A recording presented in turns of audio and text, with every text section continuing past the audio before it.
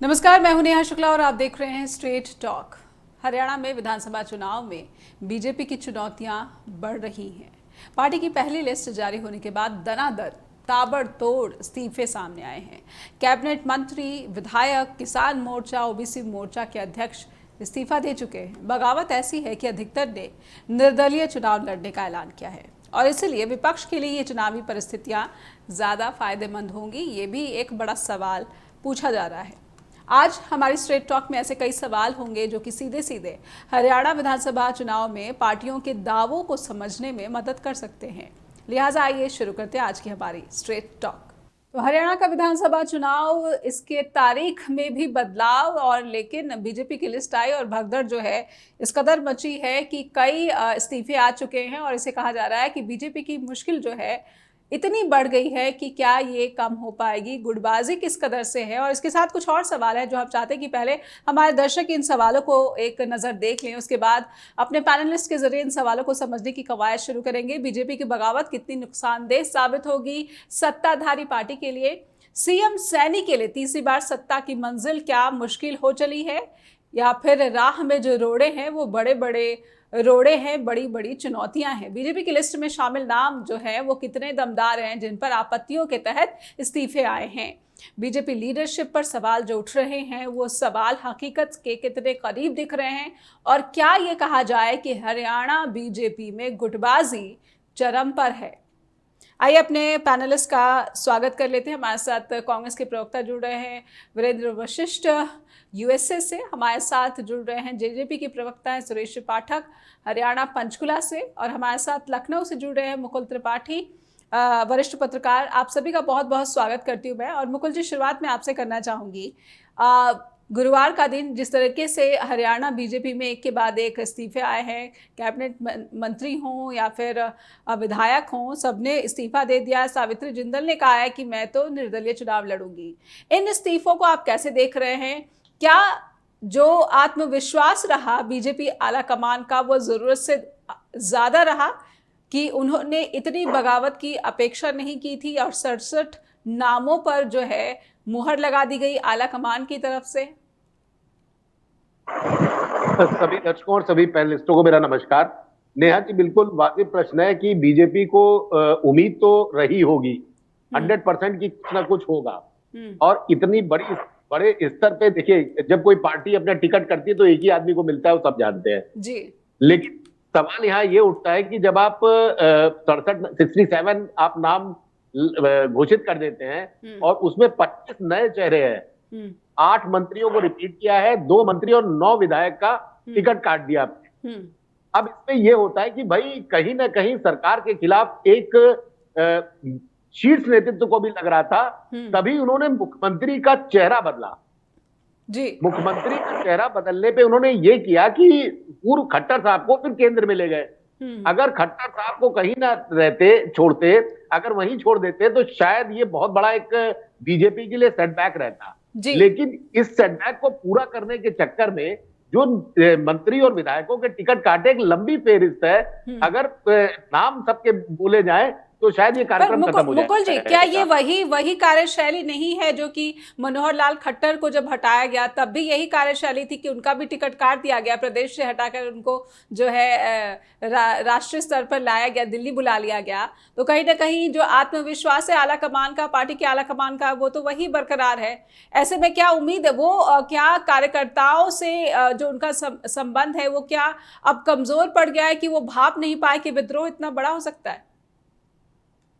बिल्कुल विद्रोह, देखिए जब पार्टी टिकट घोषित करती है तो बीजेपी की अपनी पुरानी आदत रही है, जैसे मध्य प्रदेश में शिवराज सिंह चौहान के साथ हुआ, अंतिम समय तक उनको लग रहा था कि मैं ही चीफ मिनिस्टर बनूंगा, लेकिन अचानक से उन्होंने नया चेहरा लाके शिवराज सिंह चौहान को भी वही किया जैसे हरियाणा में हुआ था। अब इसमें देखिए सबसे बड़ी मजेदार बात क्या है कि जेजेपी जिसने पानी पी के बीजेपी को बोला था कि हम बीजेपी को एक नारा दिया था कि बीजेपी को हम यमुना पार कर देंगे, अब की बार यमुना पार, ये नारा लेके गए थे। मैं वही अभी थोड़ी देर पहले जेजेपी के प्रवक्ता से पूछ रहा था कि अब की नारा क्या होगा। जी। इस बार चीजें बहुत देखिए, कांग्रेस और बीजेपी के बीच में लड़ाई फोकस्ड है। अब बीजेपी ने अपने पत्ते खोल दिए हैं। कांग्रेस के साथ बहुत बड़ा एक इस वक्त ऊहापोह की स्थिति है कि 25, आप बताइए, 2500 लोग 90 विधानसभा में आवेदन किए, तो वो भी टेढ़ी खीर रहेगी कांग्रेस के लिए। जी। और तो भी फूक फूक के कदम रख रही है कि यहां पे कोई बगावत ना हो जाए, और यहां पे भी होगी 100%। सब आदमी संतुष्ट नहीं करते। बिल्कुल बिल्कुल, कांग्रेस के प्रवक्ता है, जिस बगावत की आप आशंका जता रहे हैं कांग्रेस के लिए, उसको भी समझ लेंगे। वीरेंद्र वशिष्ठ हमारे साथ जुड़े हुए हैं। वीरेंद्र जी, बीजेपी का, लेकिन उससे पहले मैं दर्शकों को एक जानकारी देना चाहूंगी कि बीजेपी के प्रतिनिधि के लिए हमने अनुरोध किया था, लेकिन बीजेपी की तरफ से किसी भी प्रतिनिधि को नहीं भेजा गया इस मंच पर। तो ये जानकारी देना बहुत ज़रूरी है, आवश्यक है दर्शकों के लिए, क्योंकि बीजेपी का पक्ष भी बहुत अनिवार्य हो जाता है इस तरह की चर्चाओं में, लेकिन उनकी अनुपस्थिति आज के लिए यहाँ पर है। वीरेंद्र जी, जो आशंका मुकुल जी जता रहे हैं कि गुटबाजी बीजेपी के तो सामने आ गई है और उनकी चुनौतियां भी बहुत ज़्यादा गंभीर है, लेकिन कहीं ना कहीं आपकी लिस्ट की भी जो अपेक्षा की जा रही है, उसके बाद भी जो गुटबाजी है, कुछ इसी तरीके का जो है इस खेमे में भी देखने को मिलेगा। हालांकि आम आदमी पार्टी के साथ गठबंधन की बातों को भी जो सिरे नहीं चढ़ा पाया है आलाकमान। वीरेंद्र जी, क्या वजह है कि सूत्रों के हवाले से जानकारियां तो निकल कर आ रही हैं, लेकिन गठबंधन की जो स्थिति है वो स्पष्ट नहीं हो पाई है? नेहा जी, मैं आपके माध्यम से, आपके चैनल के माध्यम से सभी हरियाणा वासियों को और भारतवासियों को बताना चाहता हूं कि मुकुल जी, मंत्रियों के टिकट नहीं कटे, मुख्यमंत्री का भी टिकट कटा है। मैं पहले से कह रहा हूं कि भाजपा ने अगर करनाल में 10 साल काम किए हैं, तो मैं कई चैनलों पर पहले भी कहा, आज से 1 महीने से कह रहा हूं कि इनके मुख्यमंत्री नायब सिंह सैनी जी करनाल से चुनाव लड़ ले, हरियाणा की जनता उनको बैरंग भेज देगी।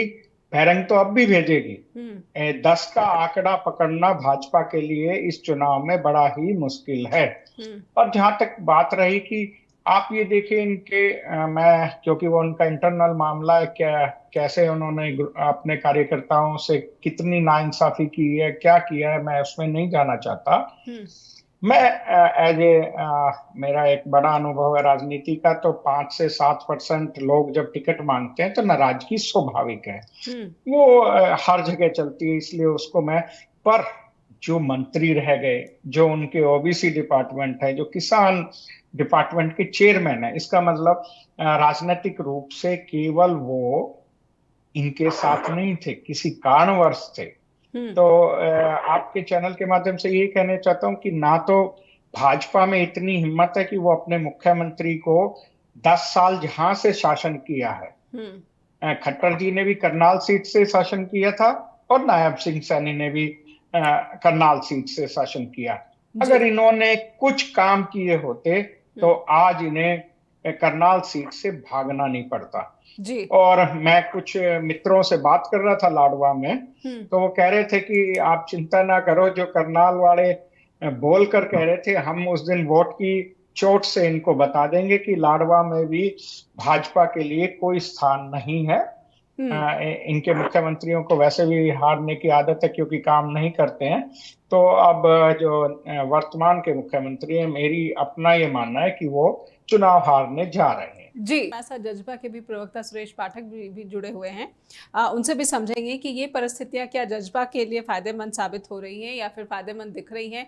बीजेपी में जो बगावत है, उस बगावत का एक कारण ये भी है कि जेजेपी से जो लोग यहाँ पर गए हैं उन्हें भी टिकट दिया गया, उन पर भरोसा जताया गया है। इस वजह से भी कार्यकर्ताओं और जो नेता हैं उनमें असंतोष ज़्यादा देखने को मिल रहा है। सुरेश जी, जेजेपी से बीजेपी में गए, उनको भी टिकट दे दिया गया। कहीं ना कहीं जो है इस वक्त जेजेपी बहुत संतुष्ट दिख रहा होगा कि चलिए किसी न किसी बहाने जो है बीजेपी में फूट तो डली गई। ये वो पार्टी है जिस पर लगातार आरोप लगते रहे हैं कि वो दूसरे दलों को जो तोड़ने की कोशिश करती रहती है। सुरेश जी। नेहा जी, देखिए, एक कहावत है कि बोया पेड़ बबूल का तो आप कहां से बोए। ये भारतीय जनता पार्टी की तो शुरू से ही ये निष्ठा एक कार्यशैली रही है जी कि इन्होंने जिस के साथ गठबंधन किया है, पूरे देश की बात करूंगा, जिस किसी के साथ गठबंधन किया तो ये उसको अंदर से खोखला शुरू कर देते। जी लेकिन अब केवल और केवल एक ये देख के कि वो कैंडिडेट अपनी सीट पे जीता है या नहीं, उसको देख के अपने पार्टी कैंडिडेट को अगर आप नुकसान पहुंचाएंगे तो आपका ये हाल होगा ही होगा, और ऐसी परिस्थितियां आपको देखने को जरूर मिलेंगी। आज अगर मैं हरियाणा प्रदेश की बात करूं तो हरियाणा प्रदेश में भारतीय जनता पार्टी और कांग्रेस पार्टी है बहुत ही ज्यादा कंफ्यूज, ओवर कॉन्फिडेंट पार्टी हो रखी है। जी। मैं दोनों बातें आपको, मैं कंफ्यूज किसलिए कह रहा हूँ, मैं कंफ्यूज इसलिए कह रहा हूँ कि आज की तारीख में भारतीय जनता पार्टी अभी ये डिसाइड नहीं कर पाई थी कि उनके मुख्यमंत्री कहाँ से चुनाव लड़ेंगे। नायब सिंह सैनी पार्टी ने मुख्यमंत्री तो बनाया है, लेकिन जो उनके शुरू से अगर मैं बात करूं 2014 में जब चुनाव हुए तो नायब सिंह सैनी जी नारायणगढ़ से जीत के आए। उसके बाद लोकसभा चुनाव उन्होंने कुरुक्षेत्र से लड़ा। लोकसभा का चुनाव के बाद जो विधानसभा चुनाव हुए उसमें उन्होंने करनाल से चुनाव लड़ा, और अब अपनी सीट को बचाने के लिए ये लाडवा से चुनाव लड़ रही है। ये तो हो गई इनकी कंफ्यूजन। अब मैं ओवर कॉन्फिडेंस की बात करूं तो हमारी यहाँ पे कांग्रेस पार्टी तो पीछे से बहुत ज्यादा बड़ी बड़ी बातें कर रही थी कि हमारे पास 2500 प्लस आवेदन आ गए हैं, उन 2500 प्लस आवेदनों के साथ हम बहुत ही बढ़िया कैंडिडेट हर विधानसभा में उतारेंगे। तो जब आपके पास 25 प्लस आवेदन आ गए हैं तो आज की तारीख तक आप अपने कैंडिडेट का नाम क्यों नहीं डिसाइड कर पाए? आपको इस चीज का इतना डर को लेके हो रहा है क्या? आपके अंदर भी ये डर है तो आपकी कैंडिडेट, आपकी लिस्ट आने के बाद आपके प्रत्याशी भी, आपकी पार्टी में भी भगदड़ मच जाएगी। चलिए, आपने कैंडिडेट लिए, इन 2500 कैंडिडेट लेने के बाद राहुल गांधी जी को हरियाणा में कांग्रेस पार्टी का इतना डर क्यों है कि उन्हें गठबंधन की नौबत आ गई और आम आदमी पार्टी को उन्हें 4-5 सीटों पे देनी पड़ गई यहाँ पे? तो मैं कहना चाहूंगा हरियाणा के अंदर वो भी इन्होंने पीछे अपने काम किए। 10 साल पीछे कांग्रेस की सरकार रही, कांग्रेस की सरकार ने अगर बहुत अच्छे काम किए होते तो आज बहुमत पे होते। इनके मन में डर है। 10 साल में अब बीजेपी की सरकार रही, बीजेपी की सरकार में अगर कुछ बहुत अच्छा काम किया होता तो आज बीजेपी को डरना होता। उनके प्रत्याशी ऐसे पार्टियां छोड़ छोड़ के ना भाग रहे होते, उनको ऐसे अपनी मुख्यमंत्री लेकिन सुरेश जी, जेजेपी से भी तो लोग छोड़ छोड़ कर गए हैं कहीं ना कहीं। जो अगर आपके नेता भी टूटकर बीजेपी में गए हैं तो असंतोष तो जेजेपी में भी रहा कि उनको विधायक भी इसी नई पार्टी ने बनाया और वो विधायक भी टूटकर जो है बीजेपी में चले गए। तो जेजेपी से असंतोष की वजह क्या है? सत्ता तो आपने, सत्ता का सुख तो आपने भी भोगा। जी नेहा जी, देखिए मैं बताना चाहूंगा कि जेजेपी से जो विधायक टूट के गए हैं वो विधायक कोई टिकट के लालच में या वैसे टूट के नहीं गए। जेजेपी से जो विधायक थे उनकी नाराजगी पिछले 1-1.5 साल से पार्टी से थी, और वो भी एक पद की इच्छा थी कि पार्टी उन्हें कैबिनेट में बनाए या फिर उन्हें कोई बड़ा पद दे। तो जेजेपी से नाराजगी साल की थी, वो तो केवल और केवल इस टाइम तक मैं वैसे कहूंगा कि उनकी जेजेपी में सिर्फ और सिर्फ शरीर रह गया था, उनकी आत्मा जेजेपी से पहले ही चली गई। नहीं, यही परिस्थितियां तो अलग अलग कारणों से कमोबेश रहती हैं पार्टी के भीतर, लेकिन पार्टी छोड़कर दूसरे पार्टी में चले जाना ये कहीं ना कहीं जेजेपी के जो लीडरशिप है उस पर भी सवाल खड़े करता है कि आप अपने नेताओं और विधायकों को एकजुट नहीं रख पाते हैं। अलग अलग गुटबाजी की जो खबरें आती है सुरेश जी, अगर जेजेपी में ये वजह हो सकती तो कमोबेश इसी तरह की जो सिमिलर जो सिचुएशन वो कांग्रेस और बीजेपी में भी होती है, तभी जो है नेता और विधायक जो है वो पद की लालसा में चले जाते हैं दूसरे दलों में। जी मैंने एक बात पहले भी कही कि जेजेपी में कोई भी पदाधिकारी या कोई भी बड़ा नेता टिकट की लालच में पार्टी छोड़ के नहीं गया है। आज बीजेपी और कांग्रेस जो स्थिति है वो स्थिति ये है कि आप टिकट को अनाउंस करके देखिए।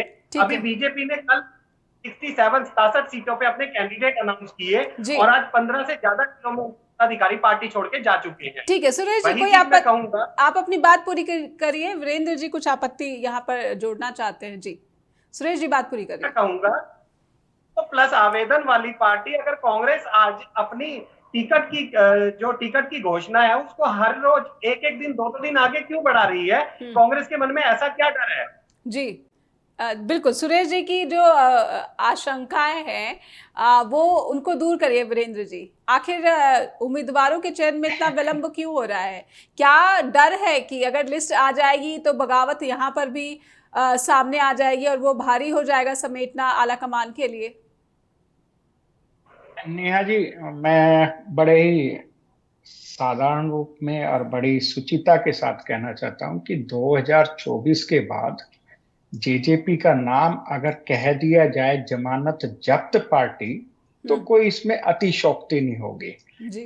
पाठक जी, अगर मैं बड़ा आपके साथ वो करूंगा इंसाफ कि ये माना जाता है इलेक्शंस में कि 10% का कहता हूं कि हरियाणा की 90 सीटों के 10%, वैसे तो मुझे नहीं लगता आप एक भी सीट पे जमानत बचा पाएंगे। आप अपनी पार्टी का नाम एनरोल अब जब आगे करें, तो आप उसका दुष्यंत चेंज करें चौटाला, तो दिग्विजय चौटाला की सीटें भी जो कह रहे हैं कि वो कांग्रेस की झोली में आ मैं जाएंगी। आप है ना पार्लियामेंट में बता दें कि किस सीट पर इनकी जमानत बची थी।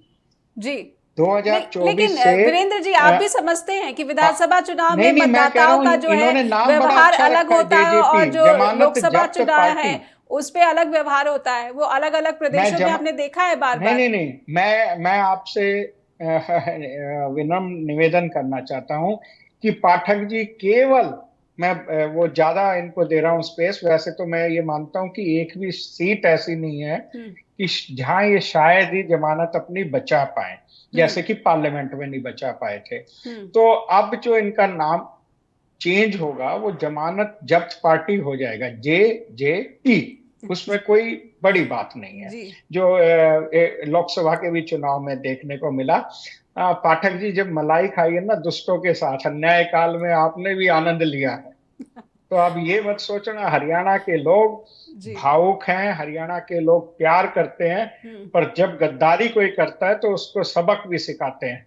इस बार आप लोग कहते थे कहाँ भेज रहे थे, जमुना पार भेजने की बजाय खुद सत्ता में मलाई खा रहे थे। तो हरियाणा के भोले भाले किसान आपको भूले नहीं है। हरियाणा के साधारण व्यक्ति को पता है कि डिप्टी सीएम और जो थे आपके जो मंत्री भी थे, तो वो क्या कहते थे, उनके शब्द विधानसभा से लेके जनता तक सबको पता है। मैं उनमें नहीं जाना चाहता, मैं बड़ी शालीन डिबेट करता हूं। तो मैं आपसे यही निवेदन कर रहा हूं कि इस बार तो आप है ना कहीं घूमने चले जाओ, वो ज्यादा अच्छा है। चुनाव का ये आपके लिए समय नहीं है। आपके 5 आदमी बता दो जो जमानत जब्त ना होगी, जिसकी जीतने की तो बात दूसरी है, जमानत जब्त ना हो, ऐसे 5 स्थान पूरे हरियाणा में बता दें तो मैं मान जाऊं। लेकिन देखिए वीरेंद्र जी चुनाव की गिनती के दिन मैं आपसे नेहा जी निवेदन करना चाहूंगा, हम सभी साथियों को आपको अपने चैनल में बुलाना है। बिल्कुल। मैं अपनी पुरानी डिबेट्स भेज सकता हूं कि जिसमें मैंने कहा था कि नायब सिंह सैनी में हिम्मत है तो करनाल पर रहे। उन्हीं शब्दों के साथ मैं जेजेपी वालों को कहना चाहता हूं कि अपनी 5 ही सीट बता दो जहां जमानत बच जाए। ठीक है, जो जेजेपी का नामकरण कांग्रेस के प्रवक्ता ने किया है, ये तो चुनावी नतीजे ही बताएंगे। जो नामकरण किया गया है जेजेपी के लिए कांग्रेस के प्रवक्ता की तरफ से, ये चुनाव के नतीजों से स्पष्ट हो पाएगा कि जनता किसको जो है इस बार चुनने का मन बना रही है या किसको हराने का मन बना चुकी है। मुकुल जी, जिस तरीके से ये जो लिस्ट आई है और उस पर जो विरोध हो रहा है, संतोष देखने को मिल रहा है, एक बहुत ही इंटरेस्टिंग नाम है सावित्री जिंदल का भी। बेटे नवीन जिंदल लोकसभा चुनाव बीजेपी की टिकट पर जीत चुके हैं, लेकिन सावित्री जी कह रही हैं कि निर्दलीय चुनाव लड़ेंगे। ये बड़ा ही इंटरेस्टिंग सा जो है एक सिचुएशन हरियाणा के असेंबली इलेक्शंस में देख रहे हैं। क्या ये संभव होगा अगर वो निर्दलीय चुनाव लड़ेंगी और फिर किस तरह से जो है एक ही परिवार में बेटा बीजेपी के साथ और माँ निर्दलीय चुनाव लड़ रही हैं, बीजेपी क्या मना लेगी सावित्री जिंदल को, या फिर अगर वो लड़ेंगी तो नुकसान विपक्ष को होगा? जी बिल्कुल, देखिए सावित्री जिंदल को टिकट ना दिया जाना ये बहुत बड़ा एक सेटबैक था उनके लिए, और उनके कार्यकर्ताओं ने मीटिंग करके जो उन्होंने बताया है, तो ये अकेले सावित्री जिंदल नहीं है, इनके साथ पूर्व सांसद जो सुनीता दुग्गल को टिकट दिया गया है, और उसमें भी अंबाला की मेयर जो शक्ति रानी कालका को एक उम्मीदवार बनाया गया। तो ऐसे कई हैं। और उसमें होगा क्या कि जब अगर ये चुनाव लड़ जाते हैं तो फिर क्या होगा, ये बीजेपी को सोचने का उनके लिए विषय है, बहुत गंभीर विषय है। इसको इसको खत्म कर पाना और उनको मनाना, इसके लिए बट ऑब्वियस है कि बीजेपी की एक पूरी टीम इनके पीछे लगी होगी और नवीन जिंदल को भी बोला जा रहा होगा कि आप अपनी माताजी को समझाए, बैठाइए। और ऐसे जितने नाराज है, देखिए महिलाओं को जो टोटल अभी तक 67 टिकट मिले हैं उसमें 6 महिलाएं हैं, 5 या 6 महिलाएं हैं। तो 67 में वो परसेंटेज भी महिलाओं की बहुत बड़ी नाराजगी है। वहां कई जिलाध्यक्षों ने इस्तीफा दे दिया है। अब एक रोचक बात बताऊं, मैं जेजेपी के जो हमारे प्रवक्ता बैठे हैं, जेजेपी के लिए स्थिति बहुत खराब है। और खराब अगर लोकसभा इलेक्शन की बात करिए तो इन्होंने जो जनता ने वहां देखा है कि जिस तरह विधानसभा का पिछला चुनाव लड़ा था और जो अभी कांग्रेस के प्रवक्ता ने बोला कि जो एक नारा दिया गया था, आपकी बार भाजपा जमुना पार, उसके बाद इन्होंने लगातार ताबड़तोड़ हमले करने के बाद ये वापस उसी सरकार में आ गए। अब आप थोड़ा सा देखिए कि जेजेपी को लोकसभा चुनाव में 0.84% मिले हैं और इसकी वजह क्या रही?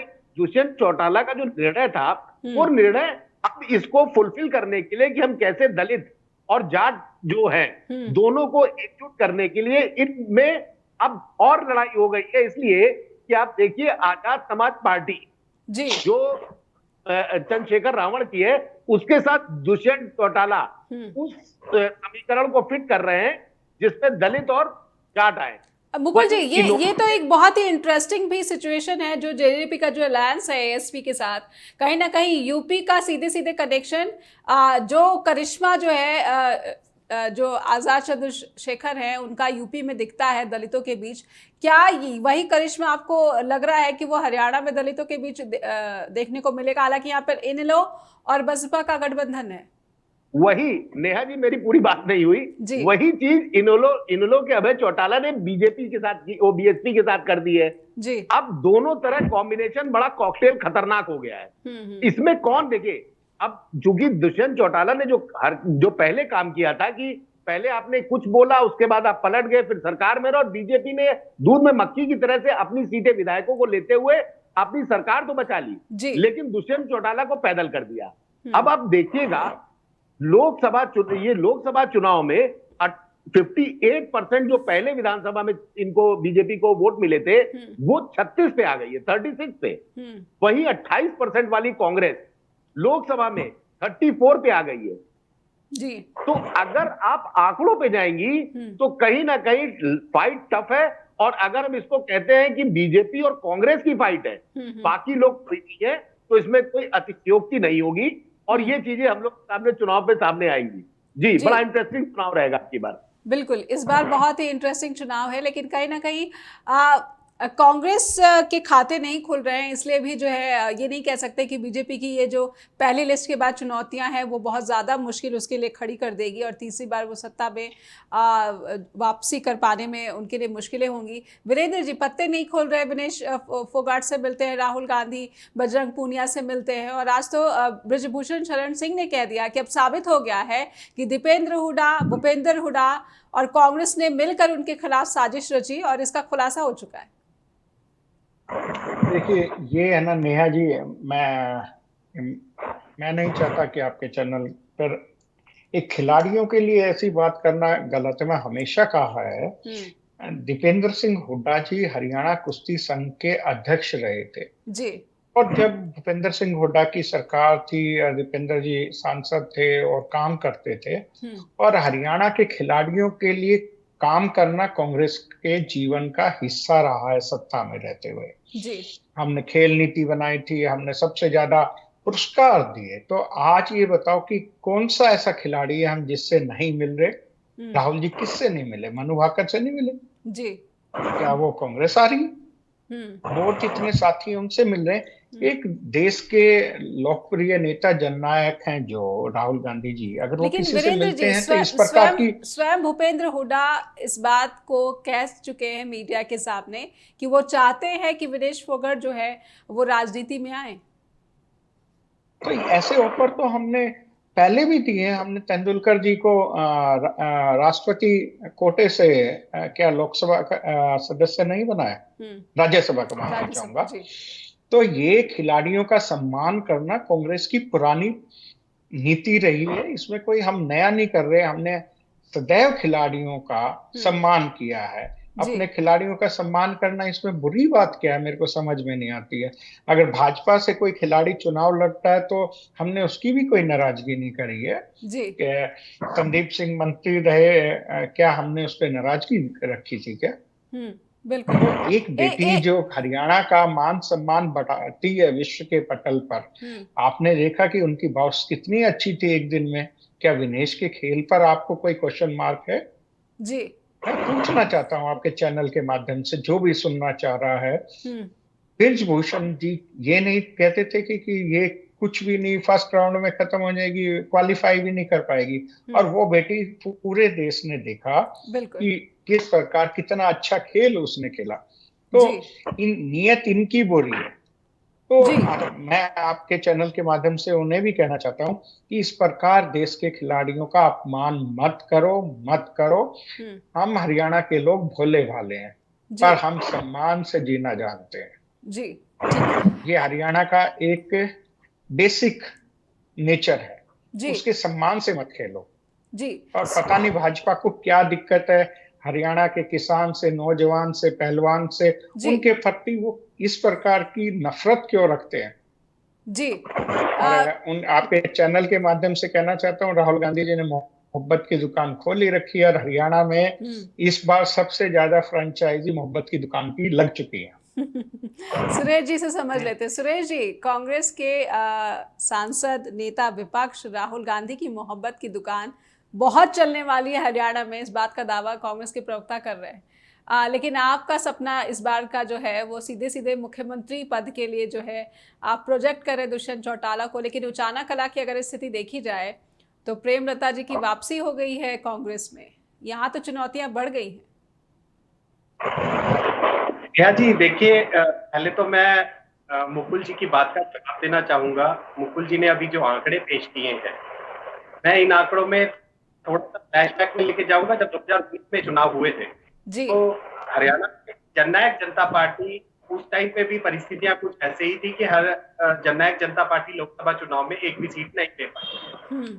लेकिन जब विधानसभा चुनाव आए तो विधानसभा चुनाव में जननायक जनता पार्टी ने दुष्यंत जी की अगुवाई में बहुत बढ़िया प्रदर्शन किया और हरियाणा के अंदर 10 सीटों पे आई। 10 सीटों पे आने के में भारतीय जनता पार्टी के साथ किंग मेकर की भूमिका निभाई और दुष्यंत जी उप मुख्यमंत्री बने जी। तो हरियाणा पर लोकसभा चुनाव को विधानसभा के साथ चुनाव के साथ जो देखना, एक ये आज की तारीख में बहुत बड़ी गलती है।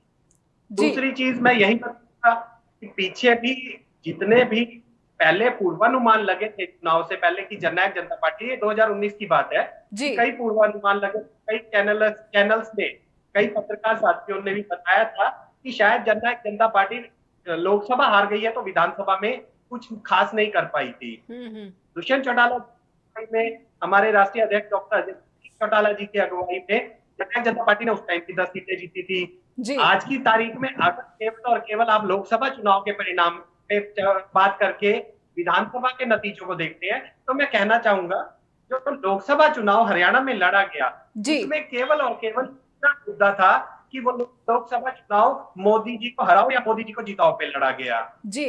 उसपे मुद्दा नहीं था कि उसमें दुष्यंत जी के प्रति किसी की नाराजगी थी या हुड्डा साहब के प्रति कोई बहुत ज्यादा किसी के मन में प्यार था जी। यानी कोई नाराजगी नहीं है, लेकिन जो सीधा सीधा मतदाताओं को पर जो है भरोसा जताते हुए दिख रहे हैं सुरेश पाठक जी कि ये वही मतदाता है जिन्होंने 10 विधायकों के साथ एक आश्चर्यजनक जो नतीजे सामने लाए थे विधानसभा चुनाव में, जो पिछली बार हरियाणा में संपन्न हुए थे। हरियाणा जो कि बहुत ही मशहूर है दल बदल के लिए, दल बदल जो है इतनी ज़्यादा हो रही है यहाँ पर कि सारी पार्टियाँ जो हैं कोई इस पार्टी से उस पार्टी में, उस पार्टी से उस पार्टी में जा रहा है और उनको टिकट भी मिल रहा है। तो ऐसे में पार्टियों की विचारधाराओं की जो लड़ाई है, जो कांग्रेस इस बात को बार बार अन्य मंच से कहते रहते हैं राहुल गांधी की विचारधारा की लड़ाई है, तो हरियाणा में कौन सी विचारधारा जो है इस वक्त प्रबल दिख रही है, मजबूत दिख रही है, समझेंगे कुल जी। एक तो बात दल बदल की, विचारधाराओं की लड़ाई की बात राहुल गांधी करते हैं, इस वक्त आप हरियाणा में कौन सी विचारधारा को प्रबल देख रहे हैं? और एक सवाल मेरा ये भी इसके साथ ही कि डेरा प्रमुख को बार बार पैरोल देने वाले जो जेलर थे, जेल अधिकारी, उनको भी टिकट बीजेपी ने दे दिया है। किस विचारधारा, किस मुद्दे पर जो है यहाँ पर मतदाता इस बार चुनाव में अपना नतीजा देगा या फिर अपना फैसला ले पाएगा, आप क्या देख पा रहे हैं? देखिए, बहुत चर्चा का विषय था जिस तरह से जो सो कॉल्ड इस तरह के बाबा हैं, इनको उसी वक्त जमानत मिलती है, पैरोल मिलती है बेसिकली, और जब इलेक्शन रहते हैं, चाहे वो लोकसभा की बात हो चाहे अब विधानसभा चुनाव आ रहे हो जी। बेसिकली बीजेपी के साथ यह है कि बीजेपी जिसको जब जरूरत पड़ती है उसको यूज करके अब पब्लिक को भी समझ में आ रहा है। देखिए, जाट जो एक कौम है वो अपने अधिकार अहम के लिए लड़ती है और मानी जाती है बहुत कि उसके अहम के साथ कोई ठेस नहीं होनी चाहिए जी। जिस तरह से ये पूरा घटनाक्रम हुआ है, इसमें कहीं ना कहीं आपको बिहार के पासवान परिवार का भी कहीं आपको एक जिक्र करना जरूरी है कि जब चाचा की जरूरत थी तो चाचा को ले आके सेंट्रल में बैठा लिया गया और भतीजे को किनारे कर दिया गया था जी। उसके बाद जब देखा गया कि अब हमको सिंपैथी वोट चाचा के नाम से नहीं भतीजे के नाम से मिलेगा तो उन्होंने तत्काल प्रभाव से चाचा को किनारे करते हुए भतीजे को आगे बढ़ा दिया। यही हाल कुछ हरियाणा में और दोनों आपस में टाई अप करते हैं जी। अब मैं एक बात का जवाब देना चाहूंगा सुरेश जी की, पाठक जी ने अभी बताया कि बड़ी अच्छी स्थिति थी। हम लोग जो लोकसभा और विधानसभा का चुनाव अलग होता है, लेकिन देखिए आंकड़े बोलते हैं। आपको 14.84% वोट मिले थे पिछले विधानसभा चुनाव में और अब की वो वोट घट के 0.84% हो गए। तो ये अपने आप में बहुत बड़ा मैसेज जाता है कि आपके जो जनाधार है, आपका जो बूथ लेवल पे कार्य करता है, क्या वो लोकसभा में बदल जाता है? अगर लोकसभा में बदल जाता है तो फिर आप आज की डेट में क्या गारंटी कर रहे हैं कि वो वापस आएगा? तो इस वक्त कट ऑफ है कि कांग्रेस अपने आप को भले ही विन विन पोजीशन में लग रही है, लेकिन हम लोग को देखना पड़ेगा जो जिस तरह से वहां पे 20,000 रुपीज पर कैंडिडेट का एक वो मांगा गया है और 2500 लोग मायने रखते हैं। हालांकि वहां पे जो बड़े नेता है वो सब लगे हुए हैं, लेकिन आपस में यहां भी कहीं ना कहीं अंतर्द्वंद चल रहा है कि चीफ मिनिस्टर और टिकट के बंटवारे को लेकर काफी अंतर्द्वंद है।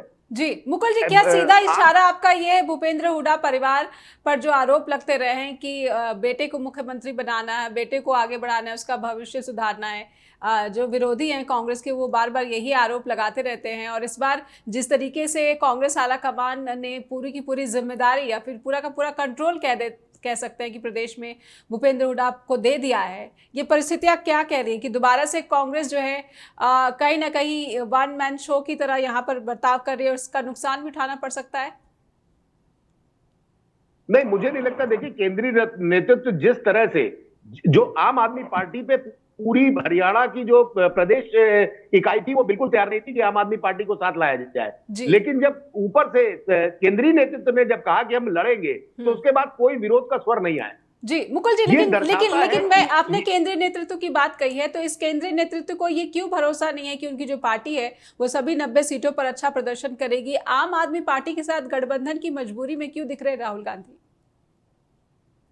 ताकि वो मैसेज आपका सेंट्रल गवर्नमेंट में जो आप संसद में जब आप बैठते हैं, एलओपी बन के बैठते हैं, तो पूरे विपक्ष को एक साथ रखना। अगर मान लीजिए कहीं पे खुदा न खास्ता आम आदमी पार्टी वोट कटवा बनती है और 5-8 सीट पे इनको पराजय मिलती है तो बहुत बड़ा सेटबैक होगा जी। तो उसको लेते हुए तो राहुल गांधी गठबंधन धर्म निभाते हुए दिख रहे हैं, चाहे वो बात यहाँ पर कांग्रेस की मजबूत स्थिति की भी क्यों ना हो। मुकुल जी का ये कहना। वीरेंद्र जी, आप यहाँ पर कुछ ऐड करना चाह रहे थे या फिर आपको किसी बात पर आपत्ति? मेरे को नेहा जी, मैं तो मोहब्बत की दुकान का फ्रेंचाइजी लिए बैठा हूँ तो मैं किसी को आपत्ति नहीं, मैं केवल इतना कहना चाहता हूँ कि राहुल जी की इच्छा है कि उनका ये मानना है कि साथ निभाना आता है, जन जन से हमारा नाता है जी। तो इस सोच को लेके चल रहे हैं कि हम ये नहीं कहना चाहते कि हमने जब एक इंडिया अलायंस बनाया, इंडिया गठबंधन, भारत के लोगों का जो हमारा गठबंधन बना है, हम समान अपने साथियों का सम्मान करना चाहते हैं। अगर आप बताइए सम्मान करना कोई गलत बात है तो मेरे को समझ में नहीं आता है कि हम अपने साथियों का सम्मान करना चाहते हैं कि हम सब मिलकर क्योंकि लड़ाई लंबी है, लड़ाई कॉन्स्टिट्यूशन को बचाने की है, लड़ाई हिंदुस्तान के भाईचारे को बचाने की, लड़ाई हिंदुस्तान की संपन्नता और मिलकर सद्भाव से रहने की है। तो उस लड़ाई में अपने हम लोग कांग्रेस को ये सिखाया गया है, हर कार्यकर्ता ये जानता है कि आपको भारत के उज्जवल भविष्य के लिए अपने सपनों को भी छोड़ना पड़ेगा, जिसके लिए कांग्रेस का कार्यकर्ता आजादी की लड़ाई से लेकर अब तक अपने सपनों को छोड़कर भारत के सपने पर ज्यादा ध्यान देता है। तो उसी क्रम में हम कोशिश कर रहे हैं।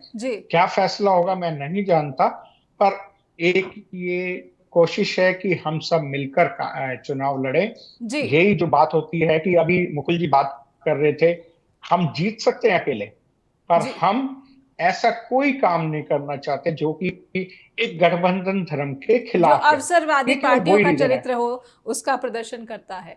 सुरेश जी, अब आखिरी के कुछ समय जो पल रह गए हैं, क्षण रह गए हैं, जेजेपी की जमानत की बात हो रही है। क्या जेजेपी इस वक्त जितने भी सर्वे आ रहे हैं, मैं पहले भी इन सर्वे पर आपके साथ एक व्यापक चर्चा कर चुकी हूँ, लेकिन ये जो बार बार जो परिस्थितियाँ यहाँ पर डेवलप हो जा रही है हरियाणा चुनाव को लेकर, चुनाव की तारीख भी बदल दी गई और नतीजों की तारीख भी बदल दी गई, तो जेजेपी इन बदलाव से खुद को कितना मजबूत देख पा रही है? और उचाना कला और डबवाली सीट से मुझे लगता है कि दिग्विजय चौटाला जो किस्मत आजमा रहे हैं, यहाँ पर कितने भारी बहुमत से है दोनों नेता जो है आपकी पार्टी के जीतने की उम्मीद यहाँ पर लगाए बैठे हैं? नेहा जी, देखिए, मैं आपके चैनल के माध्यम से बताना चाहूंगा कि जननायक जनता पार्टी में आज किसी भी प्रकार की बेचैनी नहीं है। जननायक जनता पार्टी का जो पतझड़ था वो पतझड़ जा चुका है। अब तो जननायक जनता पार्टी में और ये पतझड़ जो है वो कांग्रेस और बीजेपी में आने वाला है। ऐसे ही अभी टिकट अनाउंस करेंगे, पार्टियों में पतझड़ शुरू हो जाएगा। दूसरी चीज मैं आपके चैनल के माध्यम से कहना चाहता हूँ कि अरविंद केजरीवाल जी, जब अरविंद केजरीवाल जी ने अपनी राजनीतिक पार्टी की शुरुआत की, तो अरविंद केजरीवाल जी ने शीला दीक्षित जी के बारे में बोल के दिल्ली में आम आदमी पार्टी की एंट्री कर, बहुमत के लिए कांग्रेस के साथ मिलकर उन्होंने सरकार बनाई। उसके बाद समीकरण कुछ बिगड़े तो उन्होंने चुनाव लड़े और चुनाव जीता, अकेले सरकार में आए। पंजाब की बात करें, आपने आम आदमी पार्टी सरकार बनी, कांग्रेस को हरा के सरकार में आई।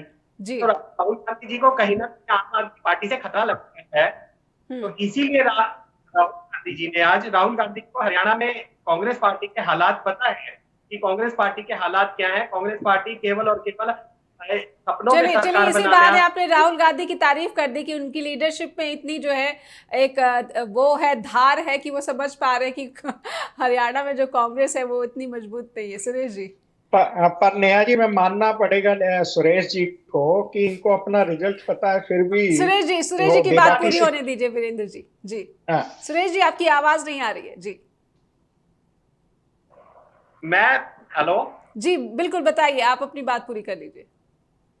मैं ये कहना चाह रहा था कि राहुल गांधी जी इस चीज को समझ गए हैं कि हरियाणा के अंदर जो कांग्रेस पार्टी है वो सरकार में नहीं आ रही है, सत्ता में नहीं आ रही है जी। और पिछले जो पंजाब की टीज है या दिल्ली की टीज है, तो वो टीज निकालने के लिए राहुल गांधी जी यही चीज कह रहे हैं कि हम तो डूबेंगे तुमको भी ले डूबेंगे। लेकिन जेजेपी की जो नैया है वो किनारे लग जाएगी। मुख्यमंत्री दुष्यंत चौटाला इस बार बनने जा रहे हैं। हालांकि कितने विधायक जीत कर आएंगे, 10 से जीत कर आएंगे, ऐसे में जो है गठबंधन तो फिर भी आपको किसी न किसी की साथ की जरूरत पड़ेगी सुरेश जी, या फिर इतना प्रचंड बहुमत आप अपेक्षा कर रहे हैं?